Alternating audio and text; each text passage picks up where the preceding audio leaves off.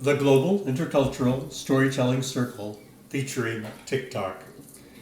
Today we still gather around with friends to tell stories, to share experiences, much like our ancestors did thousands and thousands and thousands of years ago. But today the storytelling experience is different. Communication technologies have enhanced the experience in ways unimaginable to our ancestors.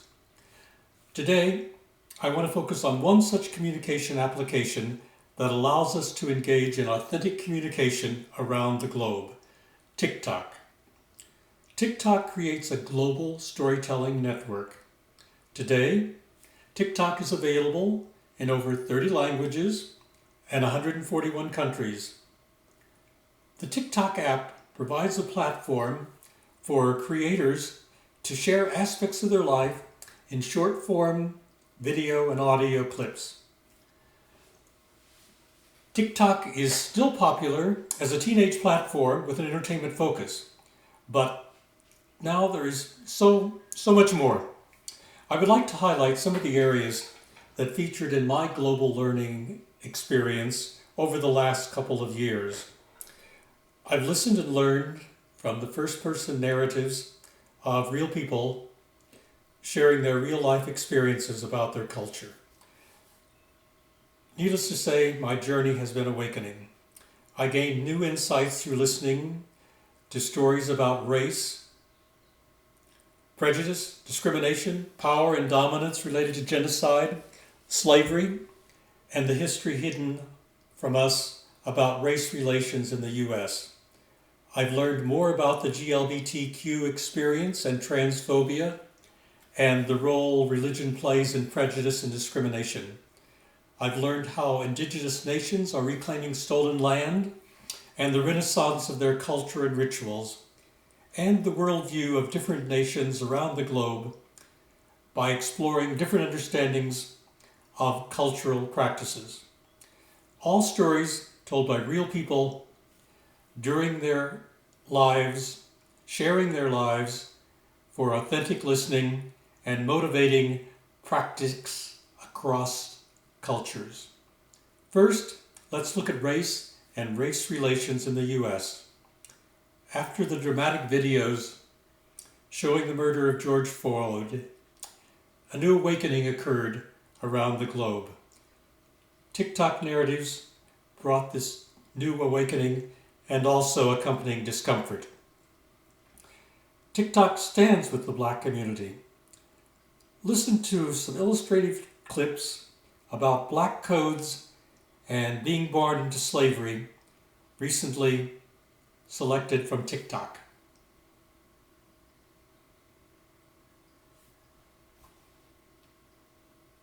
Down and take a few seats. Go back and watch this video. It's talking about how they prohibited Black people, enslaved Black people to play drums, any loud music whatsoever. And what I found to be fascinating was that was in South Carolina in 1740. But guess what I found? Laws affecting Blacks in Manhattan. In 1692, enslaved people who made noise in the streets on Sundays could be whipped. And I feel like this is in alignment with what Donnell was saying, but let's go through some more that I found to be like, what? And just so you'll know, this isn't new. Prohibiting Black people just to exist is not new at all. And we are not the problem in this country. White supremacy is the problem in this country. Period. Punto. Okay? What I found fascinating is that, I've been talking about generational wealth and inheritance. And in 1712, after the 1712 revolt, the British organized and restated earlier laws to form what was called the Black Code. Among the rules, it reaffirmed any enslaved person convicted of conspiring to revolt against whites would suffer a horrible death. No enslaved person could ever own a gun or pistol. No enslaved or no black person who became free after 1712 could own a house or pass belongings on to children.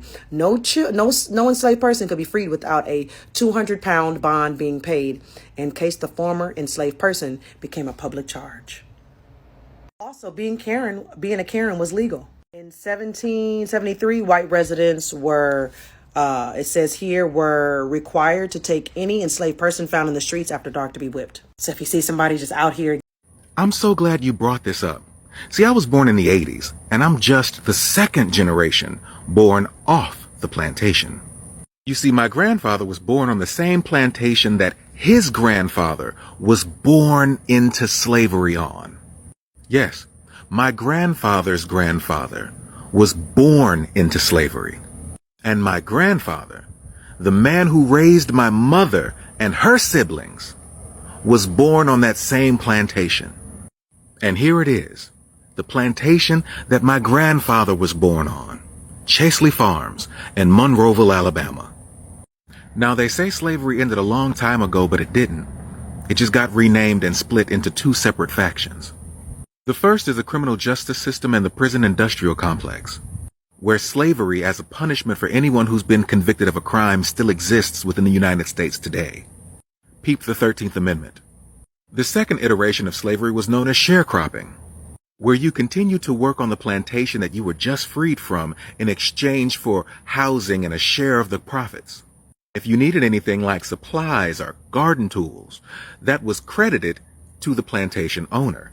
And at the end of the season, you got paid, unless you incurred any debts, like buying farm supplies.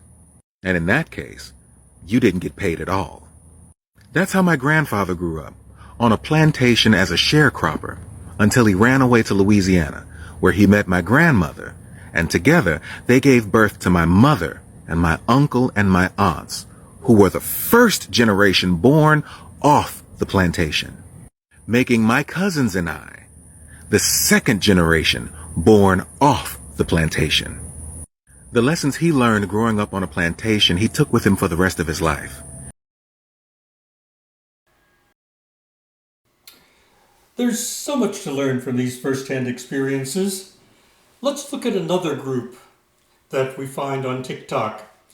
The gay, lesbian, bisexual, transgender, and intersex community, cultures from around the world, people sharing their connection and helping us learn about the humanness and the shared narratives of the gay, lesbian, bisexual, transgendered, and intersex people and those searching for their queer identity wherever they are, every day, not just during Pride Month.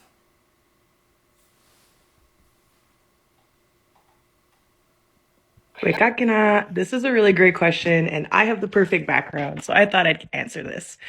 According to my elders, before children were 7, so from 0 to 7 was an important life stage where our children were simply children in Anishinaabe culture, and we actually called them awi or awiya, which is a gender neutral term. And so we didn't actually gender our children. We sort of let them be babies and we would hold them and love them and just nurture them. And when they would turn 7, it was a really important rite of passage where they now entered the next stage of life where they were no longer children. They were community members. And at that point, they would tell us their gender or who they were or what role they would want to do in our communities. So some of them would say, I'm a boy. Some of them would say, I'm Two-Spirit. And then we would pair them with community members that could bring them up in this role. Hope that helps. Chimiigwech Bamapi. I was assigned male at birth. I was assigned female at birth. My pronouns are he, him. My pronouns are he, him. It's not okay to ask me what's in my pants. It's not okay to ask me what's in my pants. It is okay for me to not wear a shirt. It's okay for me to not wear a shirt. I'm human. I'm human. We are both men. There are so many people who share their experiences in their life on TikTok to provide such a rich resource for us to understand the different cultures. Now let's turn our attention to stolen lands and First Nations. We think about who occupied the lands that we now live on. All of our state universities are on stolen lands. The hidden history of colonization and land taken by force has been shared through personal narratives on TikTok. So we've developed a new awareness of land, renaissance, and cultural preservation is occurring. Let's hear from some of the people tell their stories and the experience of the Renaissance that is now occurring.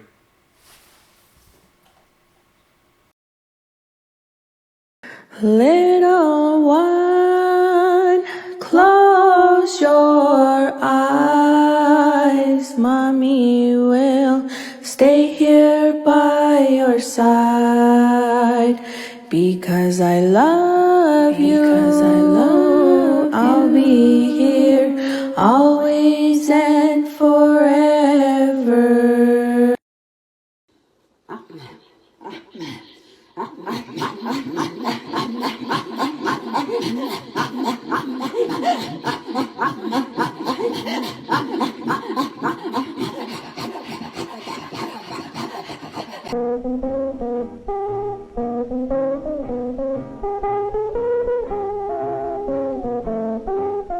Hula is the way that Kanaka-Oiwi of Hawaii, or native peoples of Hawaii, tell our stories. It's a spiritual endeavor as much as it is a physical.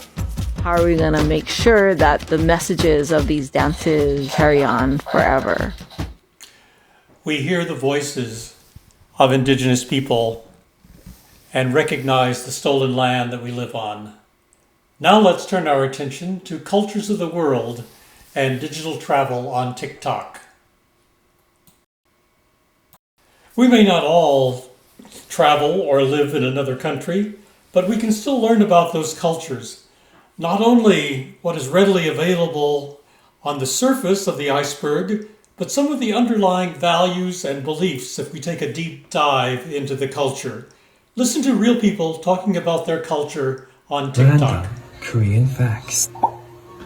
So March 14th in Korea is White Day, and this is basically a sister part to Valentine's Day, since in Korea girls give guys chocolate on Valentine's Day and guys don't do anything, they just receive. A month later, on March 14th, on White Day, guys give candy to girls and girls just receive. Simple. Gotcha, didn't I? Surface culture refers to things that you can see, things that are tangible. So in deep culture is the thing, or are the things that you can't see, beliefs. This is such a big and wide, broad topic to discuss that when it comes to the Philippines and Filipino culture, I just want to go over language. We know that Filipino borrows a lot from different languages, and specifically Spanish as well as English, when it comes to household items such as cuchara, tinidor, la mesa, and various other words that we might not have found in the Philippines before the Spanish arrival.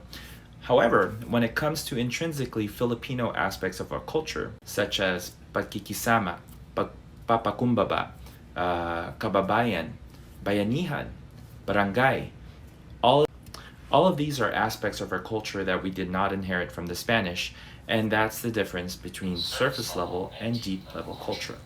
TikTok has become part of my global learning journey.